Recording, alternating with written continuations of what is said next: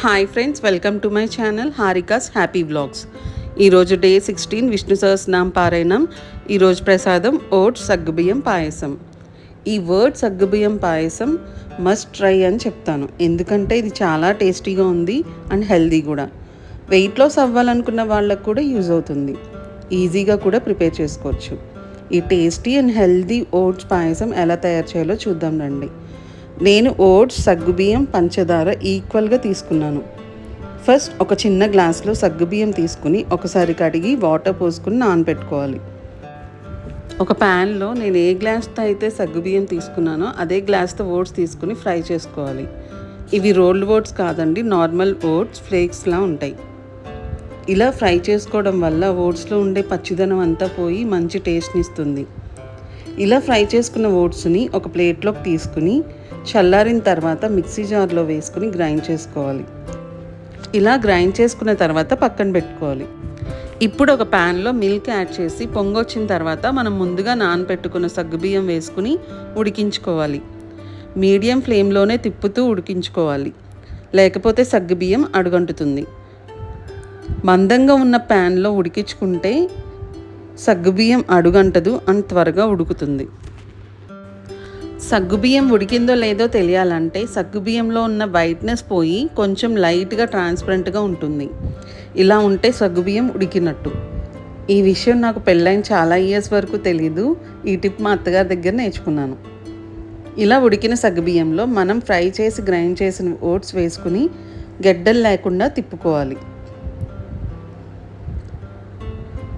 Oats వేసిన తర్వాత consistency థిక్గా అయిపోతుంది. నేను కొంచెం పాలు యాడ్ చేశాను, మీరు కావాలంటే వాటర్ కూడా యాడ్ చేసుకోవచ్చు. కన్సిస్టెన్సీ ఇలా పల్చగా ఉంటే బాగుంటుంది. ఇప్పుడు ఒక గ్లాస్ పంచదార వేసుకున్నాను. సేమ్ గ్లాస్ అండి, నేను ఏ గ్లాస్తో అయితే సగ్గుబియ్యం అండ్ ఓట్స్ తీసుకున్నాను.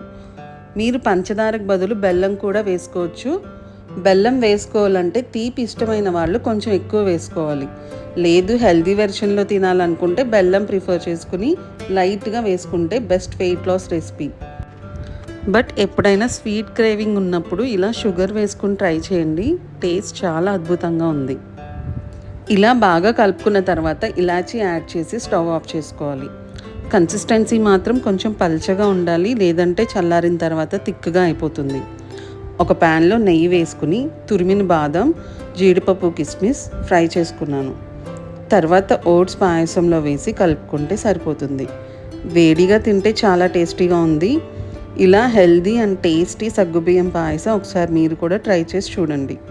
మంచి రెసిపీ అని మీరు కూడా ఒప్పుకుంటారు. ఇలా హెల్దీ అండ్ టేస్టీ ఓట్స్ సగ్గుబియ్యం పాయసం తయారు చేసుకున్నాను. ఆ స్వామికి నైవేద్యంగా పెట్టుకుని విష్ణు సహస్రనామం చదువుకుని నా 16th డే పారాయణాన్ని కంప్లీట్ చేసుకున్నాను.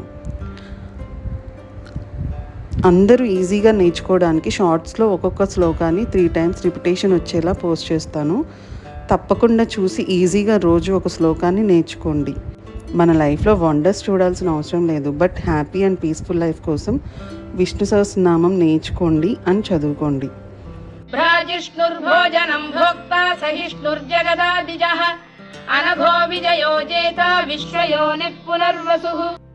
ఇది 16th శ్లోక విష్ణు సహస్రనామంలో. హోప్ మీకు ఈ వీడియో నచ్చింది అనుకుంటున్నాను.